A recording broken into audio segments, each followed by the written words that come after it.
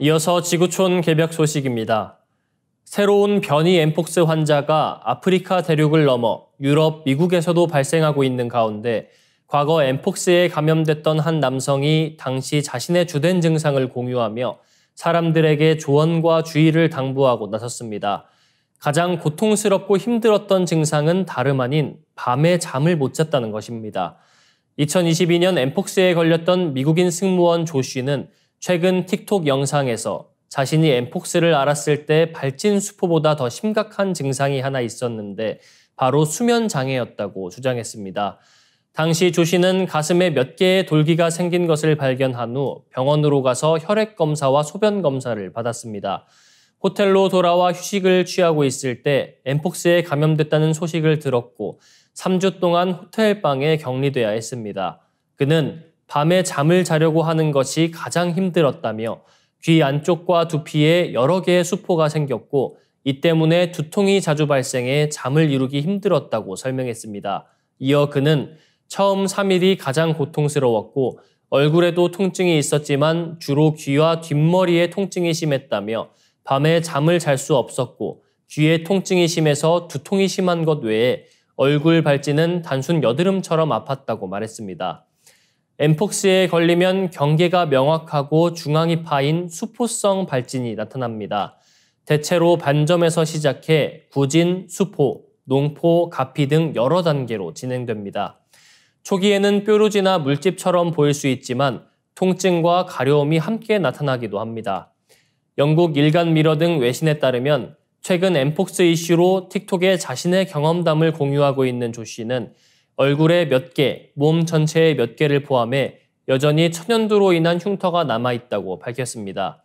얼굴에 생긴 흉터를 줄이기 위해 스킨케어 치료를 받았지만 2년이 지난 지금까지 흉터가 남아있다는 것입니다. 다음 뉴스입니다. 중국 대학들이 잇따라 외국어 전공 모집 중단을 발표하고 나섰습니다. 중국에서 외국어 전공은 졸업 후 취업 전망이 안 좋은 데다 인공지능의 발전으로 입지가 갈수록 좁아지고 있기 때문입니다. 8월 26일 중국 경제매체 차이시는 최근 대외경제무역대학, 베이징 여언대학이 일본어 번역과 이탈리아 통역 등 일부 소수어 전공의 석사생 모집 중단을 발표했다고 보도했습니다. 중국 교육부가 발표한 일반 고등교육기관의 전공 신공 및 승인 결과에 따르면 5년간 최소 101개 대학이 외국어 전공을 폐지한 것으로 나타났습니다. 어학 명문인 베이징 어언대학은 한국어 통번역 석사생 모집도 중단한 것으로 알려졌습니다. 한국어 전공의 인기 하락은 한중 관계 악화의 영향도 일부 있지만 인공지능의 발전으로 외국어 전공의 취업 전망이 악화된 영향이 더 큽니다. 중국에서 외국어 전공의 취업률과 취업 전망은 악화일로입니다. 스페인어는 후난성 대졸 취업률 전공 순위에서 바닥을 기록했습니다. 외국어 전공 졸업생은 월급도 낮았습니다. 2023년 중국 대학 졸업생 취업 보고서에 따르면 2022년 외국어 문학 전공 대졸생의 졸업 6개월 후 월급은 5,547위안으로 전국 평균 5,990위안에 못 미쳤습니다. 차이 씨는 AI 시대가 빠르게 도래하면서 외국어 전공의 사회 적응력이 유례없는 도전에 직면했다고 전했습니다.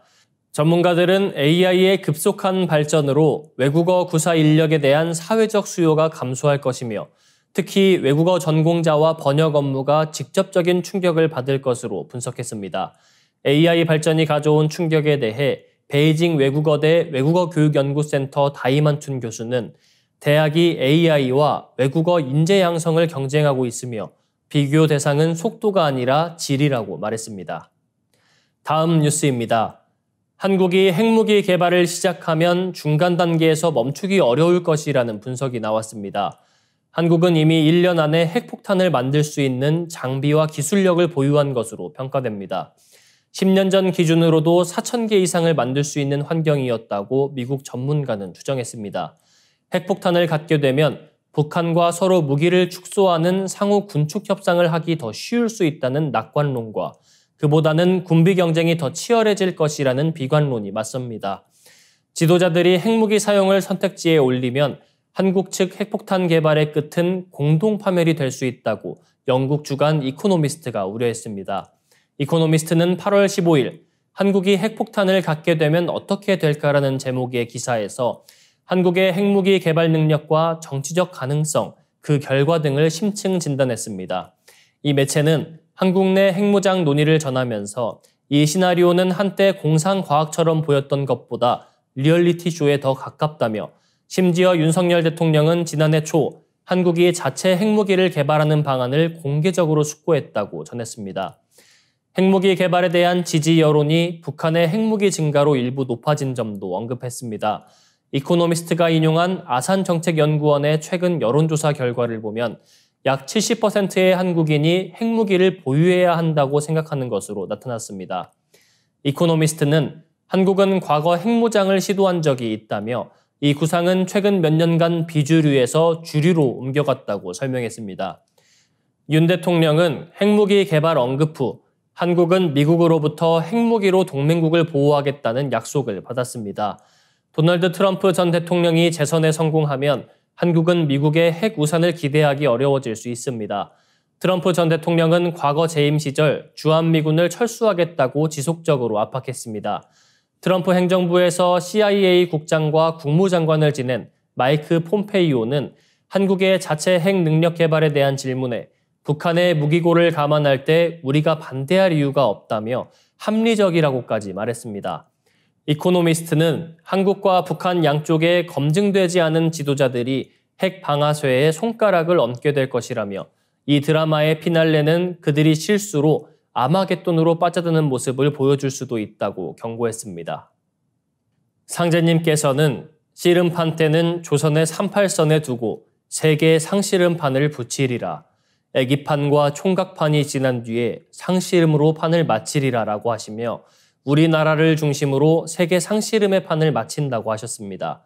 이를 끝으로 전쟁은 장차 끝을 막으리라라고 하시며 인류사의 모든 전쟁을 끝낸다고 하셨습니다. 핵무기는 그 가공할 화력 때문에 단 몇 개만으로도 지구를 파멸시킬 수 있습니다.